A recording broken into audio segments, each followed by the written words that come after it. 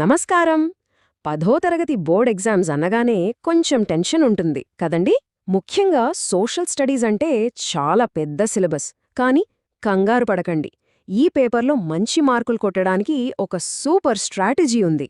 దాన్ని ఈరోజు మనం స్టెప్ బై స్టెప్ తెలుసుకుందాం. ఇంకెందుకు ఆలస్యం, మొదలు పెడదాం. ఓకే, ఈరోజు మనం ఏం కవర్ చేయబోతున్నామో ఒకసారి చూద్దాం. ఫస్ట్, ఎగ్జామ్ ప్యాటర్న్ ఎలా ఉంటుందో అర్థం చేసుకుందాం. తర్వాత అసలైన గేమ్ చేంజర్ ఏంటో చూస్తాం. ఆ తర్వాత మిగిలిన అకాడమిక్ స్టాండర్డ్స్, మ్యాపింగ్ స్కిల్స్, మంచి స్కోర్ చేయడానికి కొన్ని టిప్స్, ఇంకా ఫైనల్గా పార్ట్ బి గురించి, లాస్ట్ మినిట్ ఇన్స్ట్రక్షన్స్ గురించి కూడా మాట్లాడుకుందాం. సో ఇది మన రోడ్ మ్యాప్. ఏ యుద్ధానికైనా వెళ్లే ముందు యుద్ధ భూమిని అర్థం చేసుకోవాలి. అలాగే ఏ ఎగ్జామ్ రాయాలన్నా ముందు క్వశ్చన్ పేపర్ ఎలా ఉంటుందో మనకొక క్లారిటీ ఉండాలి. సో మన ఫస్ట్ స్టెప్ అదే, ఎగ్జామ్ ప్యాటర్న్ని అర్థం చేసుకోవడం. ముందుగా పార్ట్ ఏ ఎలా ఉంటుందో చూసేద్దాం. ఇక్కడ చూడండి, ఈ టేబుల్ మనకు పార్ట్ ఏ గురించి కంప్లీట్ పిక్చర్ ఇస్తుంది. ఇందులో 3 సెక్షన్లుంటాయి. సెక్షన్ 1లో 6 ప్రశ్నలిస్తారు, 6 రాయాలి, చాయిస్ లేదు. సెక్షన్ 2లో కూడా సేమ్, 6 ప్రశ్నలు, 6ంటికి సమాధానం రాయాలి. ఇక అసలైన చాయిస్ ఉండేది సెక్షన్ 3లో. ఇక్కడ 6 ప్రశ్నలిస్తారు, వాటిలో ఏవైనా 4 రాస్తే చాలు. ఇక టైం మేనేజ్మెంట్, ఇది చాలా చాలా ఇంపార్టెంట్. సెక్షన్ 1కొక 30 నిమిషాలు, సెక్షన్ 2కొక గంట, సెక్షన్ 3కి ఇంకో గంట. ఇలా ప్లాన్ చేసుకుంటే టైం సరిగ్గా సరిపోతుంది. సరే, పార్ట్ ఏ సంగతి అది. మరి పార్ట్ బి? ఇదే కంప్లీట్గా డిఫరెంట్. ఇదొక స్పీడ్ గేమ్ లాంటిది. 20 మల్టిపుల్ చాయిస్ ప్రశ్నలు ఉంటాయి. ప్రతి ప్రశ్నకు 1 మార్కు, అంటే మొత్తం 20 మార్కులు. కానీ టైం మాత్రం కేవలం 30 నిమిషాలే. అంటే ఒక ప్రశ్నకు నిమిషంన్నర కన్నా తక్కువ టైం ఉంటుంది. ఇక్కడ చాయిస్ అసలుండదు. సో ప్రతి సెకండు చాలా ముఖ్యం. ఓకే, ఇప్పటిదాకా మనం పేపర్ స్ట్రక్చర్ చూసాం. ఇప్పుడు అసలు సిసలైన విషయానికొద్దాం. సోషల్ స్టడీస్ పేపర్లో మీ స్కోర్ని డిసైడ్ చేసే ఒకే ఒక ఏరియా ఉంది. అదే గేమ్ చేంజర్. అదేంటో తెలుసా? కాన్సెప్చువల్ అండర్స్టాండింగ్, అంటే భావనాత్మక అవగాహన. దీనిపై పట్టు సాధిస్తే టాప్ స్కోర్ మీదే. ఎందుకంత ఇంపార్టెంట్ అంటున్నానో ఈ చార్ట్ చూస్తే మీకే అర్థమవుతుంది. ఇక్కడ చూడండి, ఈ పెద్ద ముక్క ఆల్మోస్ట్ సగం పైనే ఉంది కదా, అదే కాన్సెప్చువల్ అండర్స్టాండింగ్. ఆలోచించండి, మొత్తం పేపర్లో ఏకంగా 45% మార్కులు కేవలం ఈ ఒక్క అకాడమిక్ స్టాండర్డ్ నుంచే వస్తున్నాయి. మిగతావన్నీ కలిపినా కూడా దీనికి సరిపోవు. 45% అంటే ఎన్ని మార్కులు? ఇదిగో ఈ నంబర్ చూడండి, 42. నమ్మలేకపోతున్నారా? కానీ ఇది నిజం. పార్ట్ ఏలో మొత్తం 80 మార్కులుంటే అందులో 42 మార్కులు కేవలం కాన్సెప్చువల్ అండర్స్టాండింగ్ నుంచి వస్తాయి. అందుకే దీన్ని గేమ్ చేంజర్ అని పదే పదే చెప్తున్నాను. దీనిమీద గ్రిప్ తెచ్చుకుంటే సగం మార్కులు జేబులో ఉన్నట్టే. సరే, ఇంతకీ ఈ కాన్సెప్చువల్ అండర్స్టాండింగ్లో ఎలాంటి ప్రశ్నలు అడుగుతారు? ఇక్కడ ఏంటి, ఎప్పుడు లాంటి డైరెక్ట్ క్వశ్చన్స్ ఉండవు. ఎందుకు, ఎలా, దానివల్ల ఏమైంది లాంటి ప్రశ్నలుంటాయి. అంటే కారణాలడుగుతారు, ఫలితాలడుగుతారు, 2 విషయాల మధ్య తేడాలు, పోలికలడుగుతారు. కొన్నిసార్లు ఒక విషయాన్ని విశ్లేషించమంటారు.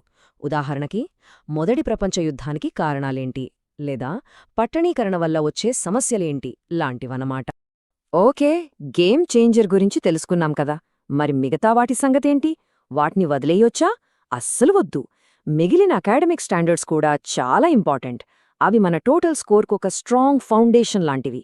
అవేంటో ఇప్పుడు చూద్దాం. నెక్స్ట్ వచ్చేసి రీడింగ్ ద టెక్స్ట్. దీనికి 10 మార్కులుంటాయి. పేర్లోనే ఉంది కదా. మీకొక పారాగ్రాఫ్ ఇస్తారు, దాన్ని చదివి అర్థం చేసుకుని దాని కింద ఇచ్చిన ప్రశ్నలకు మీ సొంత మాటల్లో సమాధానం రాయాలి. ఇక్కడ చాలామంది చేసే తప్పేంటంటే పేరాలో ఉన్న లైన్స్ యాజ్ ఇట్ ఈజ్గా కాపీ కొట్టేస్తారు. అలా చేస్తే మార్కులు రావు. అక్కడ మ్యాటర్ ఏంటో అర్థం చేసుకుని దాన్ని మీ ఓన్ వర్డ్స్లో రాయడమే అసలైన స్కిల్. మరి ఈ పారాగ్రాఫ్ క్వశ్చన్స్కి ఫుల్ మార్క్స్ ఎలా తెచ్చుకోవాలి? దీనికోసం ఒక సింపుల్ 4 స్టెప్ ఫార్ములా ఉంది.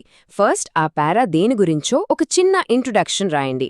సెకండ్, అందులోని మెయిన్ ఐడియాలను మీ సొంత మాటల్లో విడమరిచి చెప్పండి. థర్డ్, ఒకవేళ ఆ పారాలో ఏవైనా సమస్యల గురించి చెప్తే వాటిని హైలైట్ చేయండి.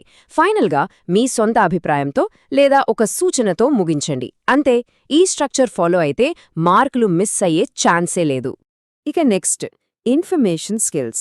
దీనికి 12 మార్కులు. ఇందులో మీకు టేబుల్స్, గ్రాఫ్స్ లేదా పై చార్ట్స్ ఇచ్చి ప్రశ్నలు అడుగుతారు. ఇక్కడ మనం గమనించాల్సింది ఏంటంటే ఇందులో 2 రకాల ప్రశ్నలు వస్తాయి. కొన్ని డైరెక్ట్ క్వశ్చన్స్ ఉంటాయి, అంటే ఈ టేబుల్ దేని గురించి అని అడిగితే ఆన్సర్ అక్కడే ఉంటుంది, కానీ కొన్ని ఎక్స్ప్లోరేటరీ క్వశ్చన్స్ ఉంటాయి. ఉదాహరణకి ఆర్గనైజ్ సెక్టర్లో ఎంప్లాయ్మెంట్ తక్కువగా ఉండటానికి కారణాలేంటి అని అడిగితే దానికి సమాధానం టేబుల్లో ఉండదు, టాపిక్ మీద మనకున్న నాలెడ్జ్తో రాయాలి. తర్వాతది కంటెంపరరీ ఇష్యూస్ అంటే సమకాలీన అంశాలు. దీనికి 10 మార్కులు కేటాయించారు. ఇక్కడ ప్రశ్నలు టెక్స్ట్ బుక్లో ఉన్న ఇజ్రాయిల్ పాలస్తీనా కాన్ఫ్లిక్ట్ లాంటి టాపిక్స్ నుంచి రావచ్చు, లేదా మన టెక్స్ట్ బుక్లో లేని యుక్రెయిన్ రష్యా యుద్ధం లాంటి లేటెస్ట్ కరెంట్ అఫైర్స్ నుంచి రావచ్చు. సో కొంచెం న్యూస్ పేపర్ కూడా ఫాలో అవ్వడం చాలా హెల్ప్ అవుతుంది. ఓకే, నెక్స్ట్ సెక్షన్ చాలా మందికి ఫేవరెట్, మ్యాపింగ్ స్కిల్స్. ఎందుకంటే ఇది చాలా ఈజీగా స్కోర్ చేయగలిగే ఏరియా. జస్ట్ కొంచెం ప్రాక్టీస్ చేస్తే చాలు, 12 మార్కులు గ్యారంటీగా మీ జేబులో ఉంటాయి. మరి మ్యాప్స్లో ఏం ప్రాక్టీస్ చెయ్యాలి? కన్ఫ్యూజన్ వద్దు, ఇక్కడ క్లియర్గా ఉంది. ఇండియా మ్యాప్ విషయానికొస్తే హిమాలయాలు, గంగాసింధు మైదానాలు, ముఖ్యమైన నదులు, దక్కన్ పీఠభూమి లాంటి వాటిపై కాన్సంట్రేట్ చెయ్యండి. ఇక వరల్డ్ మ్యాప్లో అయితే ముఖ్యమైన దేశాలు, వాటి రాజధానులు, యుఎన్ఓ లాంటి సంస్థల హెడ్ క్వార్టర్స్, సముద్రాలు, మహాసముద్రాలు, వీటిని బాగా చూసుకోండి. చాలు. ఇదిగోండి, ఇది ఒక super tip, almost question leak లాంటిది. తెలంగాణ స్టేట్ అవుట్లైన్ మ్యాప్ గీయమని అడిగే 2 మార్కుల ప్రశ్న రావటం దాదాపు ఖాయం. సో తెలంగాణ మ్యాప్ గీయటం మాత్రం పక్కాగా ప్రాక్టీస్ చేయండి, 2 మార్కులు ఈజీగా వచ్చేస్తాయి. సరే, మనం ఆల్మోస్ట్ ఎండింగ్కి వచ్చేశాం. మన చివరి academic standard appreciation and sensitivity, అంటే అభినందన మరియు సున్నితత్వం. పేరు కొంచెం కొత్తగా ఉన్నా ఇందులో అడిగేవి మనకు తెలిసినవే. స్లోగన్స్ రాయడం, పాంప్లెట్స్ తయారు చేయడం, లెటర్స్ రాయడం లాంటివి ఉంటాయి. ఇక్కడ మీ క్రియేటివిటీని టెస్ట్ చేస్తారు. ఉదాహరణకి ఒక స్లోగన్ ఎలా రాయాలో చూద్దాం. ఇక్కడ చూడండి, right to vote is a constitutional right, use it to make our future bright. భలే రైమింగ్గా ఉంది కదా. ఒక మంచి స్లోగన్కి ఉండాల్సిన లక్షణాలు ఇవే. చిన్నగా ఉండాలి, క్యాచీగా ఉండాలి, ఒక మంచి మెసేజ్ ఇవ్వాలి. అలాగే 2 భాగాలుగా ఉండి ఒకదానికొకటి బ్యాలెన్స్ చేస్తూ ఉండాలి. ఇలా రాస్తే ఫుల్ మార్క్స్ పడతాయి. ఇక పాంప్లెట్ రాయాల్సి వస్తే దీనికి 4 మార్కులుంటాయి. కంగారు పడొద్దు, చాలా సింపుల్. ఈ 5 స్టెప్స్ ఫాలో అవ్వండి. ముందుగా ఒక మంచి టైటిల్ పెట్టండి. తర్వాత టాపిక్ ఏంటో ఇంట్రొడ్యూస్ చేయండి. ఆ తర్వాత ఆ టాపిక్కి సంబంధించిన సమస్యలు, వాటి వల్ల కలిగే ఫలితాలు వివరించండి. నెక్స్ట్ ప్రజలకు ఒక విజ్ఞప్తి, అంటే ఒక అపీల్ చేయండి. ఫైనల్గా చివర్లో ప్రచురణకర్తలు అని చెప్పి ఏదో ఒక పేరు రాయండి. అంతే, సింపుల్. రైట్, ఇప్పటివరకు మనం అన్ని సెక్షన్ల గురించి డీటెయిల్డ్గా మాట్లాడుకున్నాం. ఇప్పుడు ఫైనల్ రౌండ్, పార్ట్ బిలో ఎలాంటి జాగ్రత్తలు తీసుకోవాలి, అలాగే ఎగ్జామ్ హాల్లో పాటించాల్సిన కొన్ని జనరల్ టిప్స్ ఏంటో చూసి మన డిస్కషన్ని ముగిద్దాం. పార్ట్ బి చాలా ఈజీగా స్కోర్ చేయొచ్చు, కానీ చిన్న చిన్న తప్పుల వల్ల మార్కులు పోగొట్టుకునే ప్రమాదం కూడా ఉంది. సో ఈ పాయింట్స్ బాగా గుర్తుపెట్టుకోండి. ఆన్సర్స్ ఎప్పుడూ క్యాపిటల్ లెటర్స్లోనే రాయాలి, అంటే ABCD అని. ఒక్కసారి రాశాక దాన్ని కొట్టేయడం, చెరిపేయడం, మార్చడం లాంటివి అస్సలు చెయ్యొద్దు. ఫస్ట్ ఏది రాశారో అదే ఫైనల్. అందుకే ఆన్సర్ రాసే ముందే 1కి 2 సార్లు కన్ఫర్మ్ చేసుకోండి. 20 ప్రశ్నలు అటెంప్ట్ చేయడం మర్చిపోవద్దు. ఇవి కొన్ని జనరల్ టిప్స్, కానీ చాలా ఇంపార్టెంట్. మీ హ్యాండ్ రైటింగ్ నీట్గా అర్థమయ్యేలా ఉండాలి. ప్రతి ఆన్సర్ పూర్తయ్యాక ఒక లైన్ గీయండి. దీనివల్ల పేపర్ ప్రెజెంటేషన్ చాలా బాగుంటుంది. ఒకవేళ ఏదైనా తప్పు రాస్తే దాన్ని చిందరవందరగా గీకేయకుండా సింపుల్గా ఒకే ఒక లైన్తో స్ట్రైక్ చేయండి.